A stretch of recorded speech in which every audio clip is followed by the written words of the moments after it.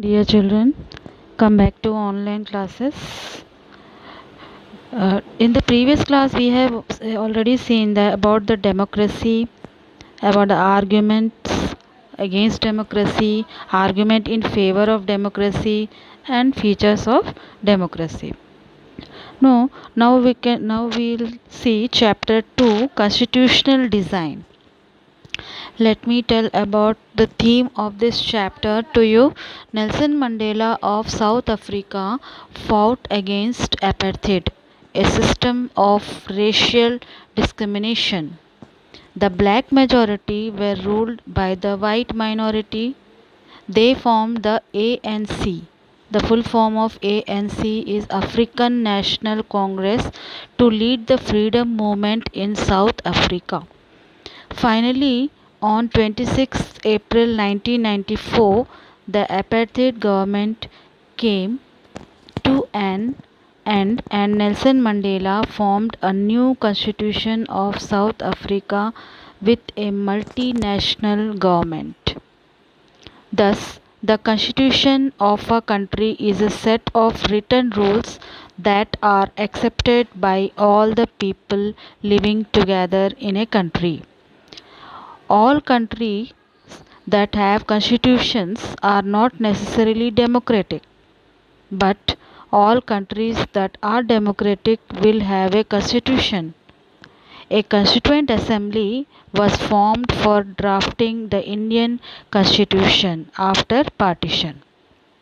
The constitutions of various other countries were studied to select the best features for India, like the rights have been derived from the French constitution, and the parliamentary system was adopted from the British constitution. The Assembly adopted the Constitution on 26th November 1949, but it came into effect on 26th January 1950. The Indian Constitution has its own preamble that acts as the preface of the Constitution. It contains the philosophy on which the entire Constitution has been constructed. Thus, the Constitution puts limits to what the government can do and provides guidance to all those who govern a country. Now, let me take the topic Democratic Constitution in South Africa. Here, let me tell you about Nelson Mandela. Nelson Mandela was a South African leader who was tried by the white South African government. He and several other leaders were sentenced to life imprisonment in 1964 for daring to oppose the apartheid regime in his country. And the next 28 years in Robben Island, South Africa's most dreaded prison. After being released after 28 years from jail at midnight of 26th of April 1994, South Africa got independence. He became the first president of independent South Africa. So here apartheid word, let me make you understand what is apartheid. Apartheid refers to the official policy of racial separation and ill treatment of blacks followed by the white government of South Africa between 1948 and 1989. This practice of racial discrimination remained for the longest period in South Africa. So, how was apartheid practiced in South Africa? Let me tell you here. The system of apartheid divided the people and labeled them on the basis of their skin color. Natives of South Africa were the blacks, and the people of mixed races were colored, and the people who migrated from India, the Indians. All non whites were treated as inferiors and were deprived of their right to vote. They were forbidden from living in white areas. They could work in white areas only if they had a permit. Trains, buses, taxis, hotels, hospitals, schools, colleges, libraries, cinema halls, beaches, swimming pools, public toilets were all separate for whites and blacks. The blacks could not visit the churches where the whites worshipped. Why do we need a constitution? So let me tell you, constitution is a set of rules according to which the government of a country governs. So the South African example is a good way to understand why we need a constitution and what do constitution do. The oppressor and the oppressed in this democracy were planned to live together as equals. Here the oppressor is the whites and the oppressed are blacks. So they both were planning to live together as equals. It was not going to be easy for them to trust each other. They had their fears.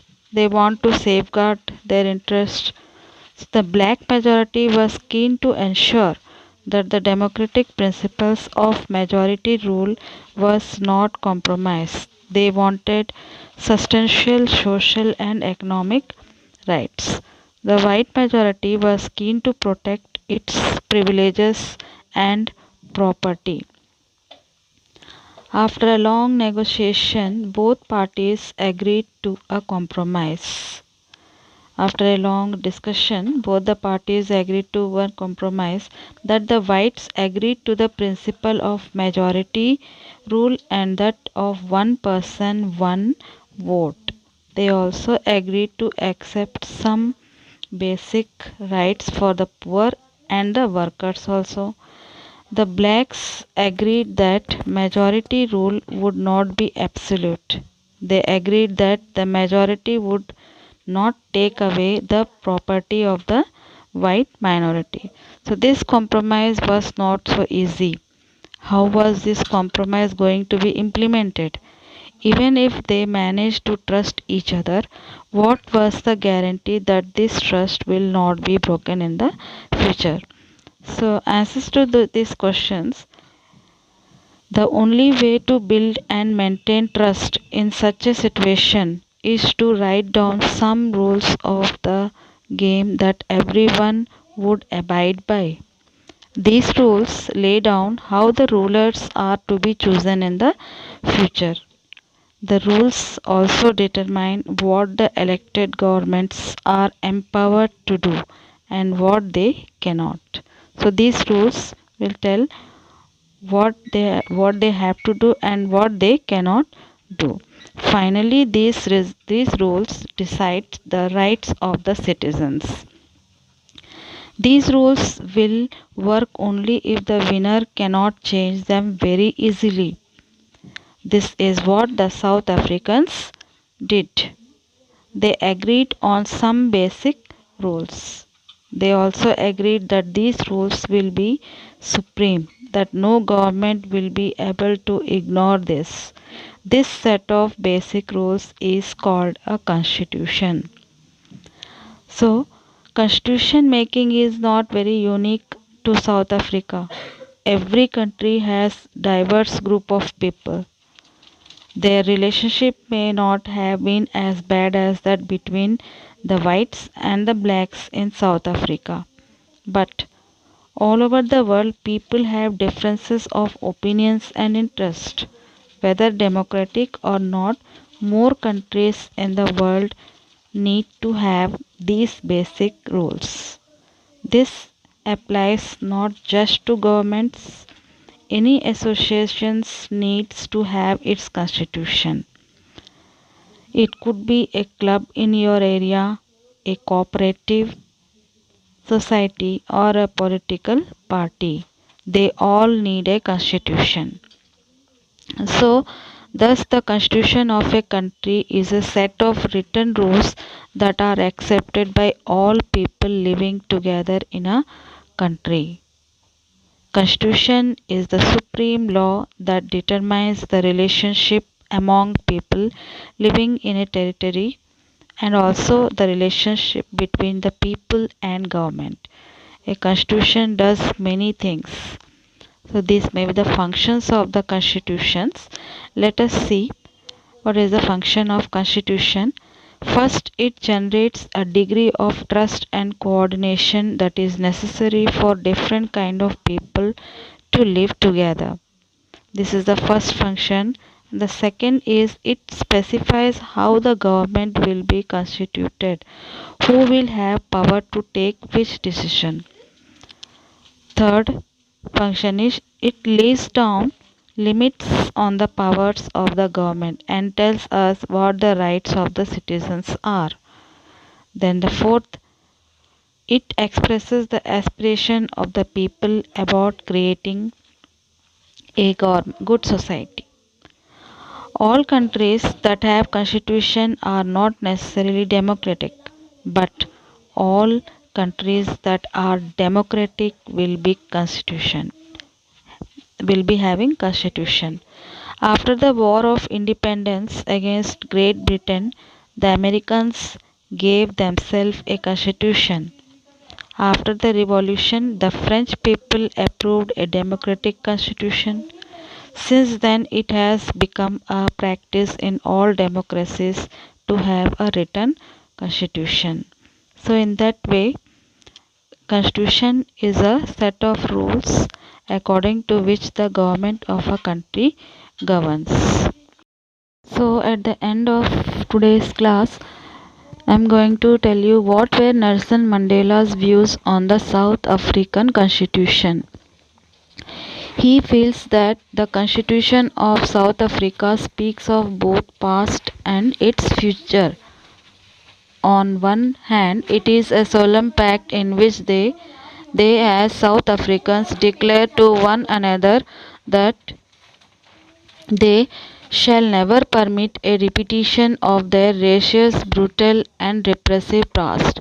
It is also a charter for the transformation of their country into one which is truly shared by all its people of the country, which is the fullest sense belonging to all of them, blacks and white, women and men. And the next, what compromises were made by both ethnic groups of South Africa for their constitution? Let me tell you. The whites agreed to the principle of majority rule and that of one person, one vote. They also agreed to accept some basic rights for the poor and the workers. The blacks agreed that majority rule would not be absolute. They agreed that the majority would not take away the property of the white minority. And also let us see why are rules formed in the constitution of countries. These rules lays down how the rulers are to be chosen in future. They also determine what the elected governments are empowered to do and what they cannot do. They also decide the rights of the citizens. This set of basic rules is called a constitution. Now once again let us see the main functions of the constitution. It generates a degree of trust and coordination that is necessary for different kinds of people to live together. It specifies how the government will be constituted, who will have power to take which decision. It lays down limits on the powers of the government and tells us what the rights of the citizens are. It expresses the aspiration of people about creating a good society. Constitution is the supreme law that determines the relationship among people living in a territory and also the relationship between the people and the country. So in the next class we are going to see making of the Indian Constitution.